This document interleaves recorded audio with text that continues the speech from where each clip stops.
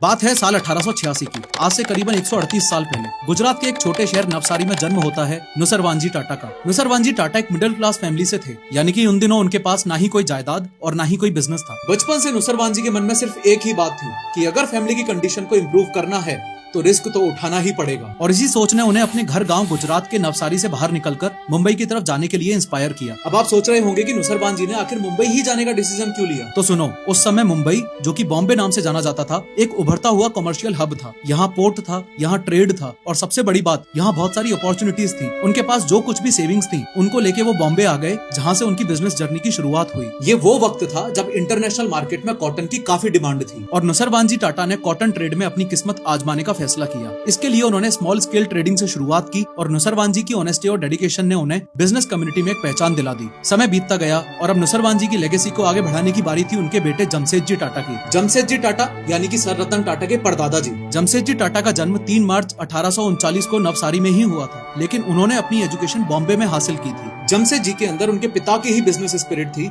और वो विजनरीज की तरह सोचते थे। नुसरवानजी टाटा ने अपने बेटे जमशेदजी को ग्लोबल पर्सपेक्टिव देने के लिए उन्हें हांगकांग भेज दिया। ये बात आपको पता होनी चाहिए कि उस समय ब्रिटिश एम्पायर के रूल के कारण हांगकांग एक बड़ा ट्रेडिंग हब था। इसी सीक्वेंस में जमशेदजी टाटा साल 1859 में अपने परिवार के साथ हांगकांग चले गए ताकि वहाँ ट्रेड और बिजनेस की नई अपॉर्चुनिटीज को एक्सप्लोर कर सकें। ये मूव कोई सिंपल डिसीजन नहीं था, क्योंकि ये कम्प्लीटली अननोन टेरिटरी में जाकर बिजनेस एस्टेब्लिश करना बिल्कुल भी इजी टास्क नहीं था। हांगकांग में बिजनेस के दौरान जमशेदजी टाटा ने एक बहुत बड़ा बिजनेस गैप ऑब्जर्व किया। ये बिजनेस गैप ब्रिटिश ट्रेडर्स और चाइनीज ट्रेडर्स के बीच में था। उन्होंने इस गैप को फिल करते हुए टाटा का नेम हांगकांग मार्केट में एस्टेब्लिश कर दिया।